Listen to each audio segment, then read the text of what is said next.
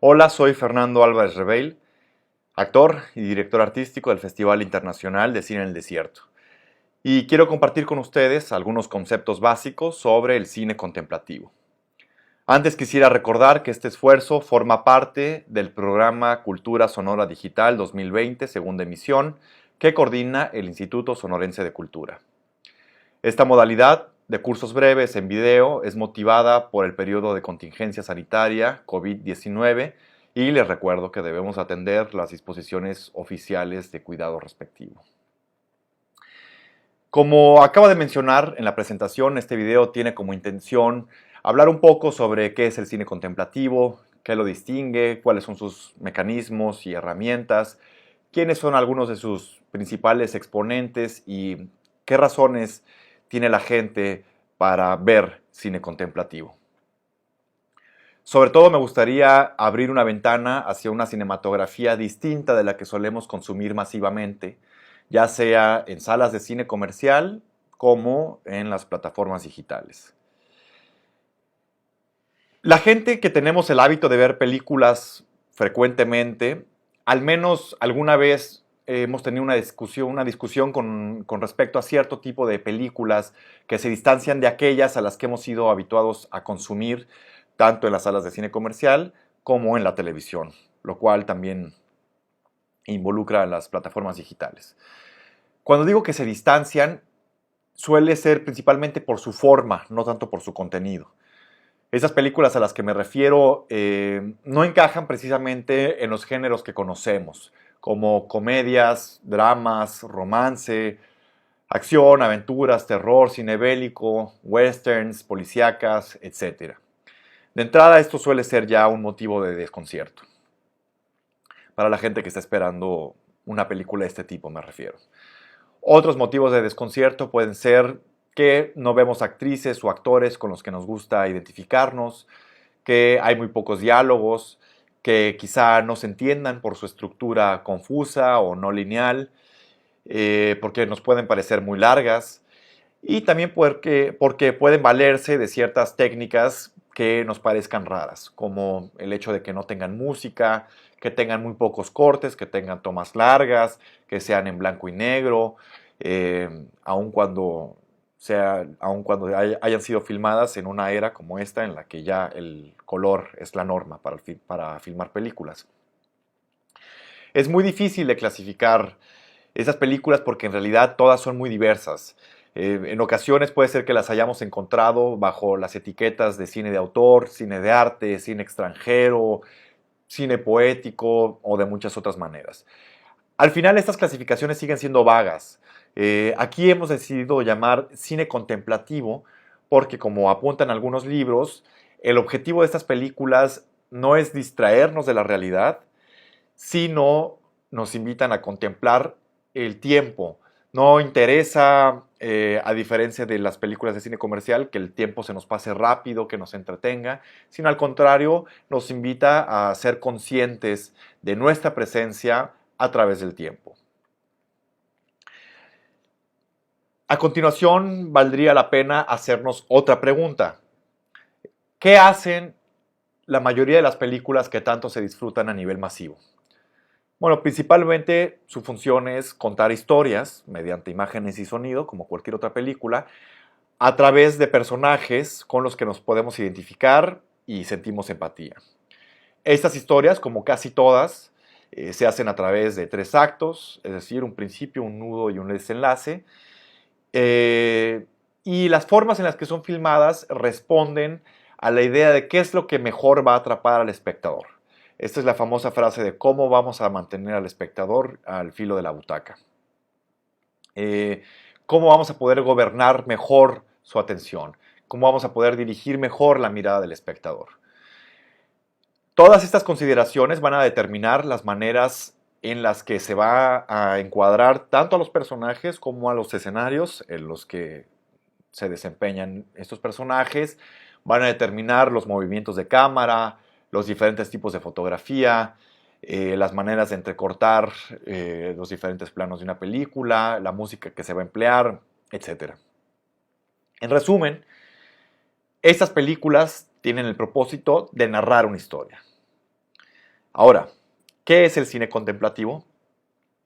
Bueno, el cine contemplativo es un término que se usa desde hace relativamente poco para referirse a una rama del cine de arte que presenta rasgos como una narrativa mínima, poca acción, pocos movimientos de cámara y muchas veces suelen ser películas de una larga duración. El cine contemplativo tiene una actitud fundamentalmente diferente con respecto al tiempo. Durante muchas décadas, el cine fue fundamentalmente narrativo. Se dedicaba a contar historias, aunque fueran narraciones tan mínimas como la llegada de un tren a una estación. Me refiero a este ejemplo porque es la primera película de la historia, al menos así es considerada por los historiadores, la película breve de los hermanos Lumière que se proyectó en París en 1895, la llegada de un tren a la estación de La Ciotat. Esta película sencillamente consiste en un tren que aparece en cuadro, se detiene y unos pasajeros bajan del tren. Aquí el tiempo sirve para contar una historia. El cine contemplativo invierte esta relación. El tiempo se convierte en la historia, o al menos es el componente central. El cine contemplativo examina cómo es que el tiempo afecta a las imágenes. Se trata de una experiencia, no de una exposición. Aquí nos referimos a que el tiempo se convierte en la historia porque ya no se trata de un tren que llega a una estación, sino lo importante aquí es la experiencia que tiene el espectador de esperar a que un tren llegue a una estación. Quisiera apuntar que no todos los directores que hacen cine contemplativo tienen los mismos propósitos. Aunque parezca lógico discutir a estos directores en el mismo contexto porque los dispositivos de los que utilizan son bastante similares, en realidad sus intenciones y sus películas suelen ser bastante disímiles. Hay muchos tipos de cine contemplativo, pero podría considerarse que hay solamente tres tendencias. Si aceptamos que el estado natural del cine es la narrativa, es contar historias, entonces podríamos decir que hay tres caminos diferentes en los que el cine contemplativo se aleja del cine narrativo. Antes vamos a ver cuáles son las técnicas que emplea el cine contemplativo.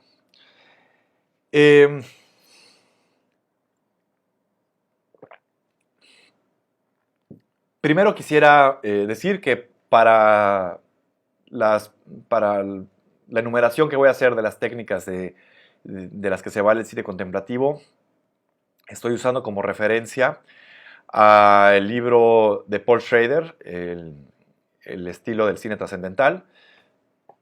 Aquí está. Bueno, aquí.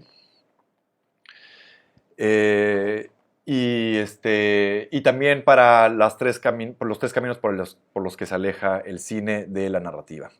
También algunas ideas van a ser del libro Notas sobre el cinematógrafo de Robert Bresson y Esculpir el tiempo de Andrei Tarkovsky. Bueno, las técnicas del cine contemplativo que vamos a enumerar pueden parecer bastante arbitrarias, pero son bastante prácticas. Todas tienen el mismo propósito, que es retardar el tiempo. Todas van a intentar retener las expectativas del espectador. La primera técnica que vamos a mencionar es la toma larga. La toma larga es el sine qua non del cine contemplativo. Sin esto no puede existir el cine contemplativo. Con estas tomas largas no nos vamos a referir a los largos dollies o travelings muy complejos y espectaculares que podemos apreciar en algunas películas narrativas. No son los famosos planos secuencias que hace Alfonso Cuarón o Iñárritu en estas películas, porque en realidad, si bien pueden ser muy impresionantes, muy espectaculares, lo que están haciendo es que están valiéndose del mismo tipo de montaje, nada más que no están habiendo cortes, no están habiendo diferentes planos. Están habiendo two shots, están habiendo close-ups, están habiendo planos muy abiertos, pero no tienen el mismo propósito que la toma larga que se hace en el cine contemplativo. Con estos planos largos nos vamos a referir a planos estáticos, a veces tan solo apoyados por muy sutiles movimientos o paneos, es decir, cuando la cámara gira pero su propio eje. Y para ejemplificar, yo los invito a que busquen en internet o que busquen la película Satan Tango del director húngaro Béla Tarr.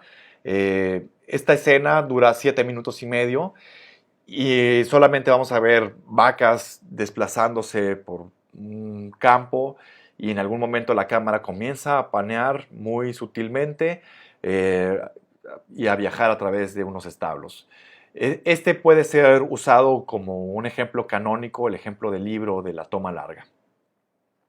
También quisiera aclarar que la toma larga no necesita ser de dimensiones monumentales para cumplir el propósito. Basta con que dure más de lo esperado. Una toma estática de alguien haciendo café, por poner un ejemplo, necesitaría de 10 a 15 segundos para cumplir el propósito dramático. Si se empleara 30 segundos, pues ya estaría cumpliendo otra función más allá de narrar que una persona toma café.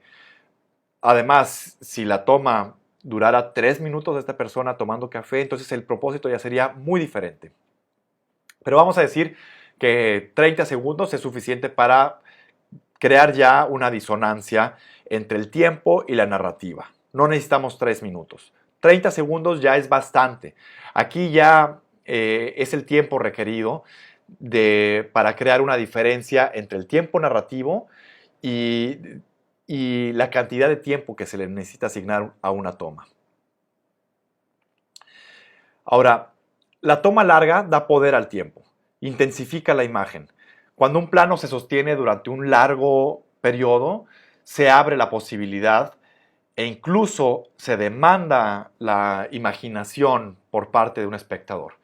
Ver una imagen durante un periodo prolongado hace que la mente trabaje. Vamos a ver otras técnicas que refuerzan esta disonancia. Los grandes angulares. Este tipo de lentes facilitan planos muy abiertos en donde hay composiciones muy amplias que son favorecidas por el cine contemplativo.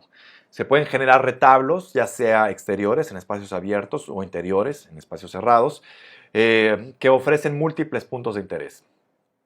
Uno puede ver la acción en algún espacio del cuadro, puede ver gente que habla, otra gente que escucha, que puede ver el clima, las nubes que pasan, etc. Hay muchos puntos por los cuales el espectador puede recorrer la mirada y viajar a través del cuadro.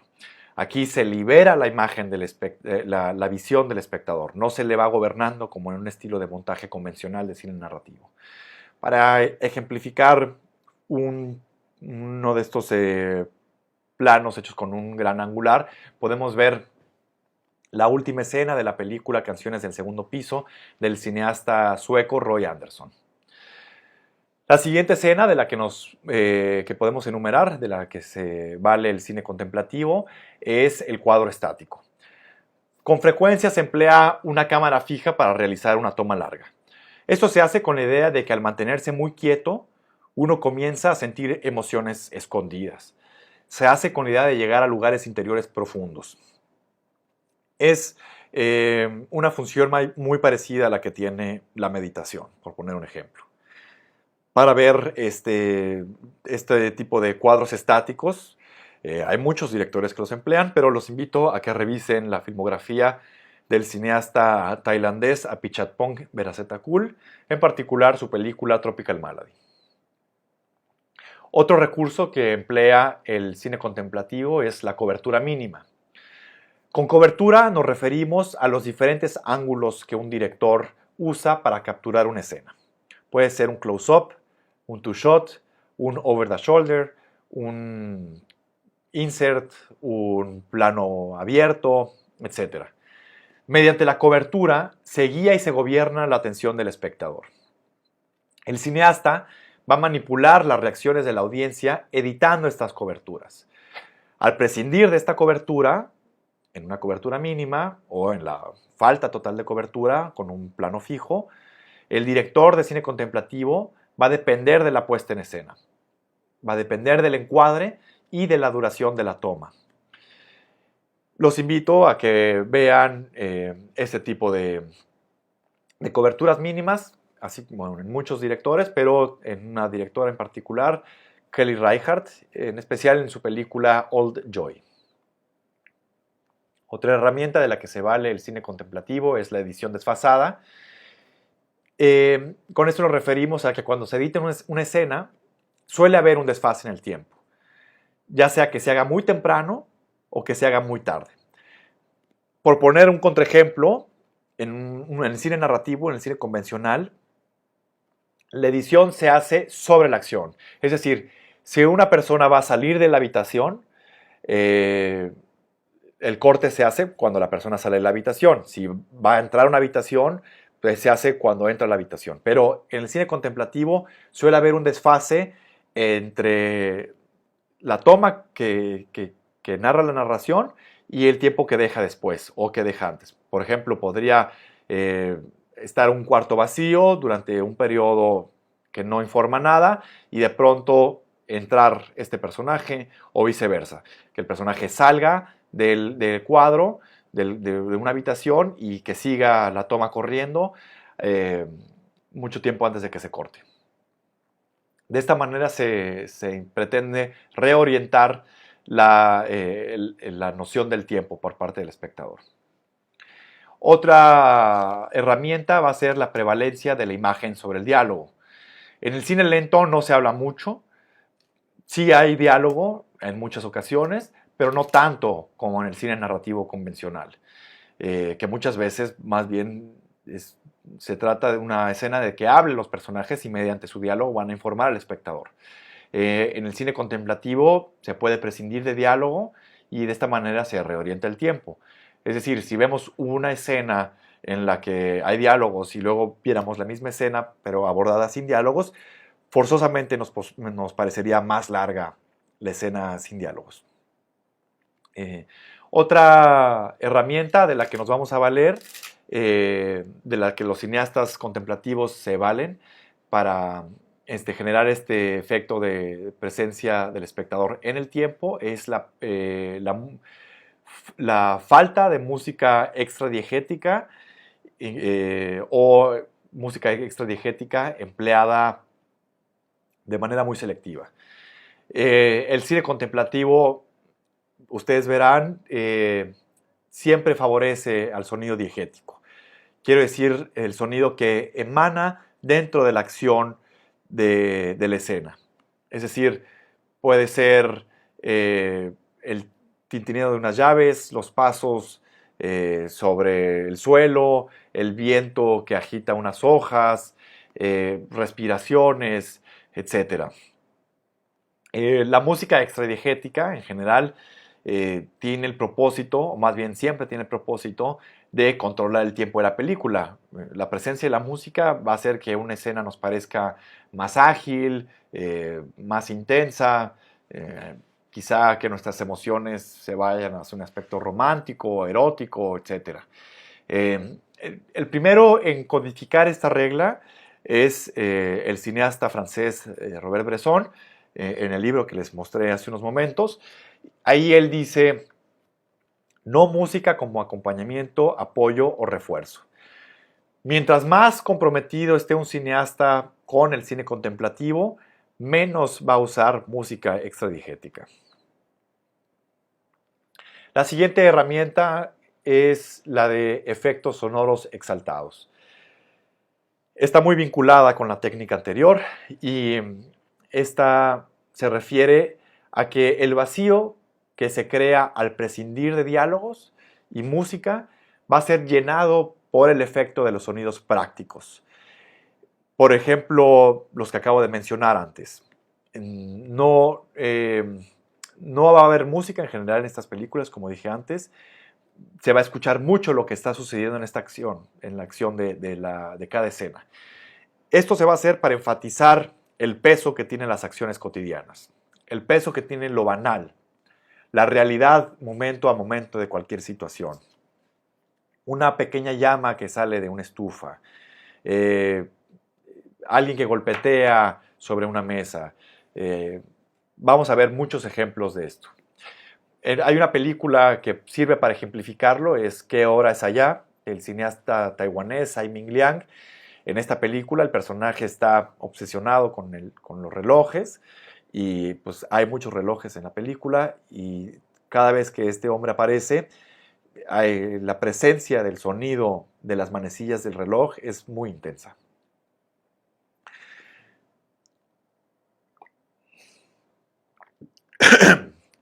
La planicie visual. El cine contemplativo se abstiene del drama. No solamente el drama de la historia, sino también del drama visual. Las composiciones visuales de las películas contemplativas suelen ser simétricas y no están recargadas hacia alguna información en específico y no utilizan ángulos oblicuos para sesgar el estado de ánimo de un espectador. Los movimientos de cámara, si es que llegan a ocurrir, son hechos con mucho cuidado, de manera muy sutil, y puede ser algo tan sencillo como de lado a lado o hacia adelante o hacia atrás, pero siempre de manera casi imperceptible. Las figuras humanas que están representadas van a tener el mismo valor dentro de una composición que cualquier otro de los objetos del cuadro. O sea, pueden ser del mismo tamaño de un árbol, de un automóvil, de una mesa, etc. No está orientado hacia la figura humana la composición en este tipo de películas. A ese término también se le puede llamar fotografía planimétrica. Lo que se pretende con esta técnica es que los espectadores no tengan una fácil entrada a la imagen, se les detiene de manera deliberada a cierta distancia, no se genera empatía así con el espectador con los personajes. Así se les va a abrir la puerta para que ellos puedan establecer sus propias prioridades visuales. El cineasta japonés Yasuhiro Ozu suele hacer mucho este tipo de fotografía planimétrica, este tipo de planicie visual, y en sus películas los personajes son enmarcados dentro de ciertas composiciones que también destacan la arquitectura de los interiores de sus casas en Japón. Les recomiendo películas de Yasuhiro Ozu como Historias de Tokio o Primavera Tardía. Composiciones repetidas. Esa es otra técnica de la que se valen los cineastas que realizan películas contemplativas. Las composiciones repetidas suelen usarse frecuentemente incorporando planos idénticos, composiciones planimétricas pueden ser, por ejemplo, un pasillo o un camino que se aleja de cámara o que se acerca hacia la cámara, a través de los cuales los personajes quizá puedan recorrerlos, a veces no, pero aparecerán de manera recurrente en la película. El efecto que se busca es que el espectador sea consciente del contexto, no solamente de los personajes. Una técnica que será muy utilizada es la de los no actores o que también estos no actores o actores no profesionales que se les suele llamar es que hagan muy pocos movimientos. El cineasta Robert Bresson solía referirse a sus actores como modelos. Él consideraba que estas personas que retrataba eran como objetos con forma humana. Los actores de cine contemplativo no actúan, no interpretan emociones, no tienen la función de generar empatía con el espectador, no tienen la intención de conmover. Solo son figuras en el paisaje de la composición. Y como dije, no solamente no actúan, sino que además se mueven de manera muy lenta. ¿Cómo utilizan el color y la relación de aspecto estos directores? Por ejemplo, considerando la elección de usar blanco y negro, cuando ya el color es la norma la producción de películas en la actualidad. Esto no precisamente retarda el tiempo, pero sí es un elemento de distanciamiento, que es una función que también cumplen muchas de las técnicas que he mencionado anteriormente. De esta manera se le da menos al espectador. Para ejemplificarlo podemos poner dos películas. Una es Ida, del cineasta polaco Paweł Pawlikowski, que ganó el Oscar a Mejor Película Extranjera hace algunos años. Y la otra es Visions, de la cineasta alemana Margarete von Trotta. Esto se hace, este ejemplo se pone porque ambas son películas sobre monjas, pero en la película de Pawlikowski son composiciones, es en blanco y negro, mientras que en la de Margarete von Trotta son en colores muy cálidos, colores amarillos, se hacen un trabajo muy cuidado del color. En la de Pawlikowski son planos fijos, composiciones planimétricas. En la de Vision hay movimientos de cámara, hay muchos cortes, es decir, sirve para contrastar una idea con la otra. En el mismo sentido, también Pawlikowski utiliza en esa película el formato 1:33, que es un formato cuadrado, no es un formato panorámico. También se distancia porque se le da menos estímulos al espectador, es menos espectacular, se le da menos información. Bueno, no todas las técnicas mencionadas anteriormente van a estar presentes en el cine contemplativo. Incluso puede ser que se contrarresten, pero simplemente se enumeran porque son una especie de menú del que muchos directores se valen para elegir, se valen para hacer sus películas. Se pueden mezclar o se pueden combinar. Algunas películas pueden usar menos de estos elementos, otras pueden usar más de estos elementos, pero ese es el menú. Siempre son elementos que van a estar presentes en las películas de cine contemplativo. Las técnicas pueden ser muy parecidas, como he dicho varias veces, pero las intenciones son muy diferentes. El objetivo que se plantean este tipo de cineastas es conseguir que el espectador sienta el tiempo en un plano. No le interesa que el espectador no se dé cuenta de la película, no le interesa que se sumerja en la historia y que se deje llevar. Interesa que el espectador sienta su propia presencia viendo las películas. Y se pretende que el espectador sea operante, que el espectador esté activo sobre la imagen. Cuando un espectador ve este tipo de películas, se puede decir que hay dos películas. Una es la que está transcurriendo en la pantalla y otra es la que puede aparecer en la cabeza del espectador mientras que contempla lo que tiene enfrente. ¿Cuáles son las razones que encuentra un espectador para ver este tipo de películas? Si los realizadores de cine contemplativo niegan constantemente al espectador todos los estímulos que suelen ser tan placenteros en películas convencionales como los que podemos ver en las salas comerciales, ¿por qué hay espectadores que aceptan esas propuestas que pueden parecer tan aburridas? Bueno, ciertamente la gran mayoría de los espectadores no lo hacen. La mayoría de las películas contemplativas, de hecho, sí son aburridas y los amantes del cine contemplativo suelen ser muy reducidos relativamente. Hay muy pocos espectadores de cine contemplativo en comparación con los que hay de cine narrativo, de cine comercial. Pero volvamos a la pregunta, ¿por qué hay espectadores que sí aceptan estas cualidades? Que sí aceptan el aburrimiento, que sí aceptan el distanciamiento. En primer lugar, lo hacen porque los directores que lo hacen bien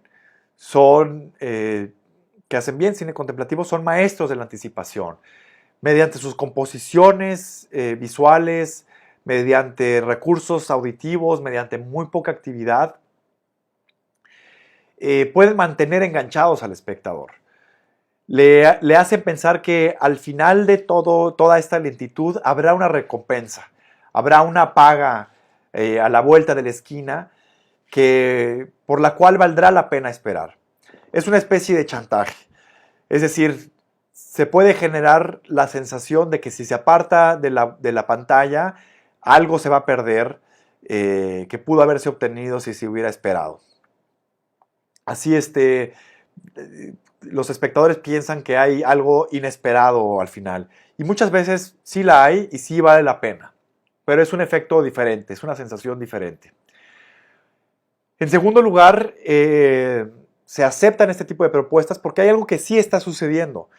Este tipo de cine nos permite buscar, nos permite encontrar algo, si nos lo proponemos.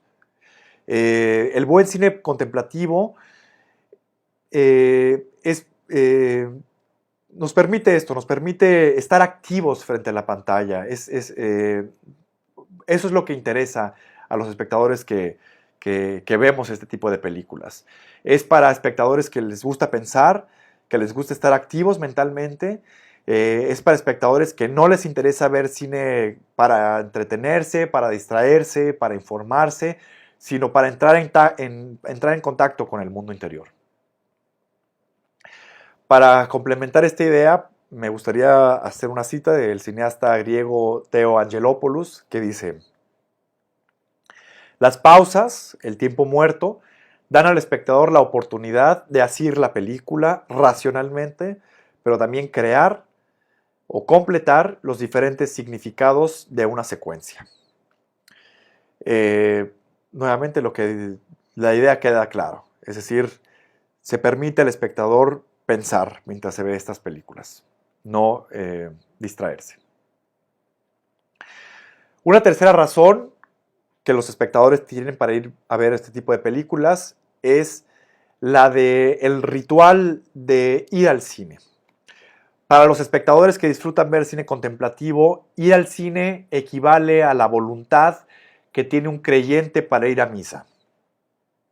Hay un compromiso, hay un acto de fe. Un espectador de cine contemplativo no se va a levantar a la media hora porque le parezca muy aburrida la película, de la misma manera que un creyente que va a misa no se va a levantar a la media hora porque también siente que se está aburriendo. Es decir, siente que tiene una misión por la que llegó ahí. La cuarta razón es la voluntad de aburrirse.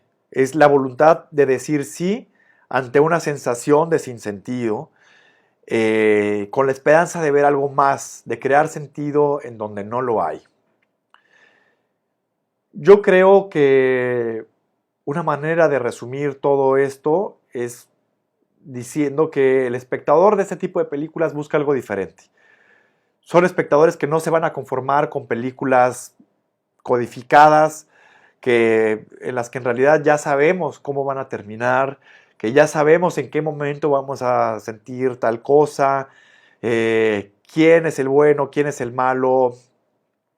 No, nos interesa ver algo que es diferente, algo que nunca hemos visto antes.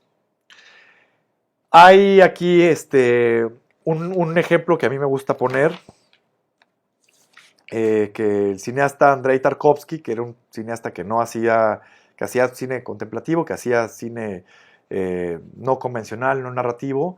Bueno, en su libro pone una carta que le envió una espectadora que dice lo siguiente. Esa es la carta que ella escribió. Gracias por El espejo, la película de Tarkovsky que se titulaba. Mi infancia fue así. ¿Cómo pudo usted saberlo? El viento era igual y los truenos. Golka, saca el gato, gritaba mi abuela.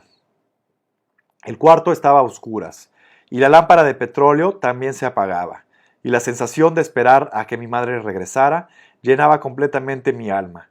Y qué bellamente muestra su película el despertar de la conciencia en el niño, del pensamiento. Oh Dios, qué verdadero. Realmente desconocemos el rostro de nuestras madres. Y qué simple, ¿sabe? Viendo en esa gran sala a oscuras la pequeña tela iluminada por su talento, sentí por primera vez en la vida que no estaba sola. Y luego dice Tarkovsky, Durante tantos años se me dijo que nadie quería o entendía mis películas, que una respuesta así me reconfortaba el alma, dio sentido a lo que estaba haciendo y reforzó mi convicción de que estaba en lo correcto y de que el camino que había escogido no tenía nada de azaroso ni era en vano. Eh, pues esto es lo que se genera en una película así. No porque no cumpla con los códigos del cine narrativo, quiere decir que no se generan emociones intensas y otro tipo de reflexiones en los espectadores. Sin embargo, no seamos ingenuos. El cine contemplativo efectivamente no es para todos. Es un cine que distancia, es un cine difícil quizá. Es común escuchar tanto entre neófitos como entre cinéfilos muy experimentados comentarios de enojo generados por este tipo de películas. Hay quien lo considera una estafa, hay quien lo considera un acto de amateurismo, hay quien lo puede considerar una falta de pericia técnica. Y bueno, la realidad es que hay directores que no solamente no se desalientan con este tipo de comentarios, sino que llegan a recrudecer eh, sus estrategias en este tipo de películas, haciéndolas cada vez más largas y cada vez más lentas.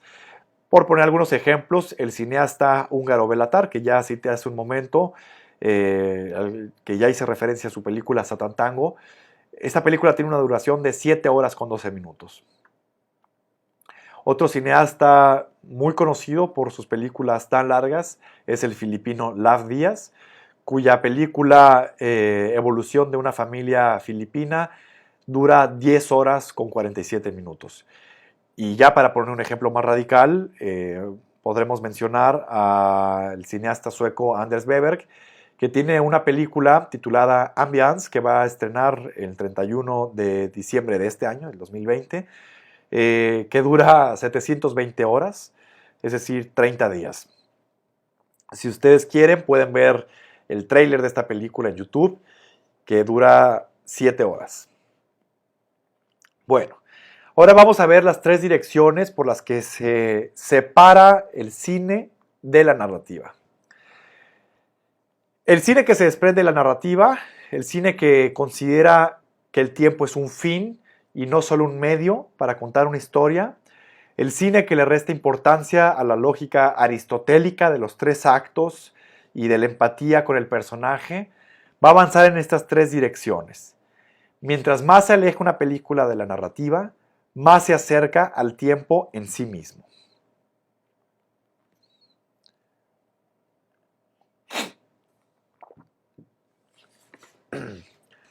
La primera dirección por la que se aleja una película es, bueno, la titula Paul Schrader, que también son conceptos de él, es la cámara de seguridad. El primer impulso que tiene el cine no narrativo es hacia lo cotidiano, la realidad del día con día. Encender la cámara y que registre. En la película de Vittorio De Sica de 1948, El ladrón de bicicletas, película fundamental del neorrealismo italiano, es uno de los ejemplos de este tipo de cine. No tiene actores, no tiene historia, es una historia muy mínima, no tiene sets, está filmada en locaciones. En muy pocas palabras se puede decir que esta corriente va a abandonar la idea de que el arte parezca realidad y va a pasar al concepto de que la realidad sea arte. Esta idea de la cámara de vigilancia va a poner en entredicho la jerarquía de las imágenes, según la que entendemos comúnmente que un accidente de carro, un asesinato, un beso es más importante que pelar unas papas o que lavar unos trastes. Cineastas como Chantal Akerman, de Bélgica, eh, ponen en entredicho esto, como acabo de decir, en una de sus películas clave, que es Jeanne Dielman, 23 Quai du Commerce, 1080 Bruxelles, en la que reivindica lo cotidiano y eleva a un alto grado dramático situaciones con acciones tan fáciles o elementales como tender una cama, barrer, ir al correo, etc. El mismo título de la película menciona la dirección en la que vive este personaje y refuerza la idea, ¿no? El drama que hay dentro de nuestras casas. Otra manifestación del cotidiano no narrativo es el cine de caminatas, que también se podrá inscribir dentro de la cámara de vigilancia, en el que personajes van a deambular por la ciudad.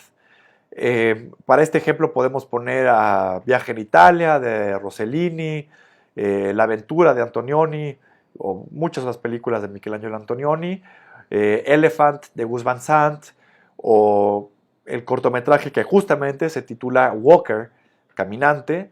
Es un cortometraje de 2012 del cineasta taiwanés Tsai Ming-liang, que también ya mencioné previamente, que el cortometraje filma a un monje budista que camina lentamente por la ciudad.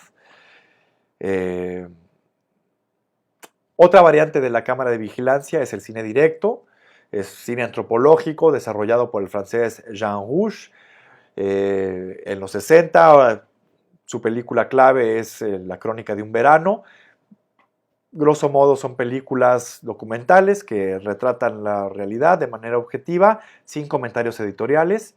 Y bueno, todas estas películas realistas no narrativas van a apuntar hacia la misma dirección. Mientras más puras, van a ser menos editoriales, van a ser más objetivas y se van a asemejar más a una cámara de vigilancia. La segunda dirección por la que el cine se puede alejar de la narrativa es el que Paul Schrader denomina la galería de arte.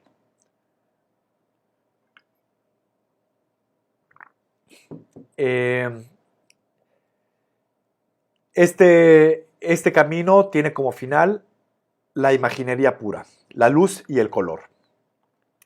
Este tipo de películas han existido desde los comienzos del cine. Son películas que derivaron de las vanguardias artísticas de comienzos del siglo XX, del arte abstracto, del dadaísmo, del surrealismo, del cubismo. En ese tipo de películas van a abundar las imaginerías oníricas que emplean elementos como viento, como lluvia, escaleras.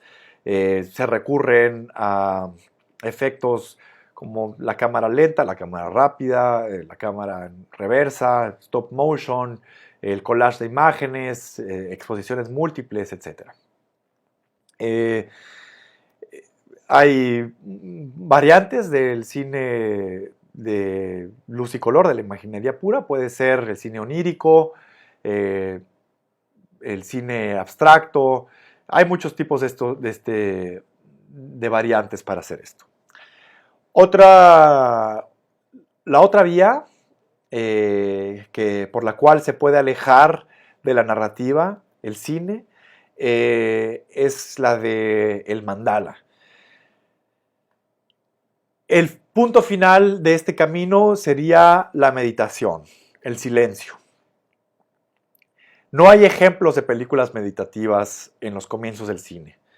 Es un concepto que evolucionó durante mucho tiempo y que ha requerido de un arduo trabajo intelectual. El hecho de que el cine busque la quietud de verdad es algo muy reciente. Quizá podemos nosotros pensar en los planos fijos y silentes que se tomaban en los principios del cine, en alguna calle vacía, que ahorita nos puedan parecer meditativos, pero ciertamente ese no era el propósito con el que se hacían ese tipo de tomas. A ese cine le podemos llamar también el cine de la inacción, y nuevamente traemos a colación al cineasta francés Robert Bresson, a quien se le considera como el prototipo de cineasta que hace esto.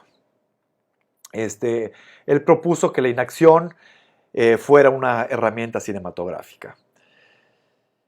Hay otras variantes de este tipo de cine, como Koyaanisqatsi de Godfrey Rillo, o Baraka de Ron Fricke. En realidad son películas muy parecidas y esos dos directores han sido colaboradores. Viajes a través de las estaciones, como la del cineasta de Corea del Sur, Kim Ki-duk, su película titulada Las estaciones de la vida. Y si nos vamos aún más lejos por esta vía, podemos llegar al cine duracional, en la que el propósito es que se contemple hasta llegar al grado del trance. La película que quizá mejor lo ejemplificaría es la película del cineasta y artista multidisciplinario, artista visual, Andy Warhol, que se titula Empire, que consiste en un plano fijo del Empire State durante 8 horas. Como dije al principio, el punto de llegada de todo este tipo de cine es el silencio. Por último, quisiera mencionar a los cineastas más prominentes de este tipo de cine. Y los voy a mencionar por orden alfabético, invitándolos a que investiguen un poco sobre ellos o que vean algunas de sus películas. Empezaré por Chantal Akerman, cineasta de Bélgica. Su película Jeanne Dielman, Quai du Commerce, 1080 Bruselas, es su película más importante, pero también pueden ver otra película que a mí me gusta mucho, que se llama Hotel Monterrey. Luego está el cineasta argentino Lisandro Alonso. Los invito a que vean su película Jauja o Liverpool, Los Muertos, La Libertad. Actualmente está filmando su nueva película. Theo Angelopoulos, un cineasta fundamental del cine contemplativo, griego. En sus películas más importantes es El Retorno de Ulises. El cineasta turco Nuri Bilge Ceylan. Su película más importante, quizá, con la que ganó la Palma de Oro en el Festival de Cannes, es Sueño de Invierno. El cineasta portugués Pedro Costa, vean su película En el cuarto de banda, o su última película es Vitalina Varela. La cineasta francesa Claire Denis, su película más importante es Buen Trabajo.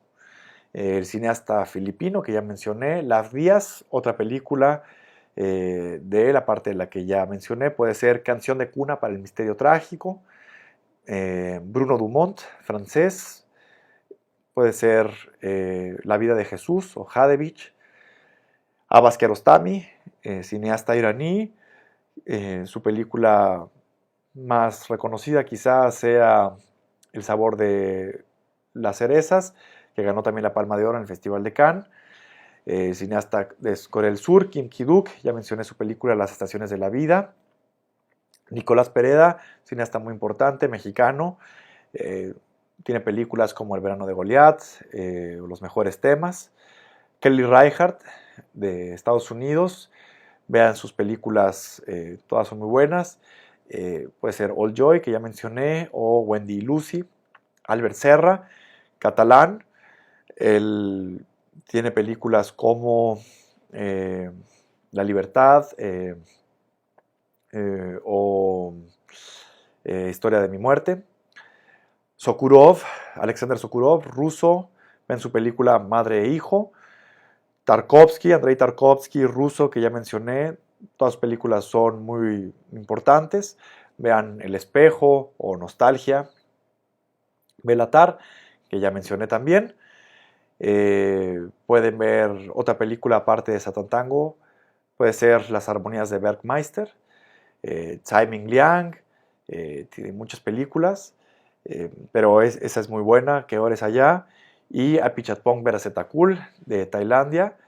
Pueden ver, aparte de Tropical Malady, que ya recomendé, quizá pueda ser Blissfully Yours o El tío Bumi que recuerda sus vidas pasadas, que también ganó la Palma de Oro, este importante reconocimiento en el Festival de Cine de Cannes.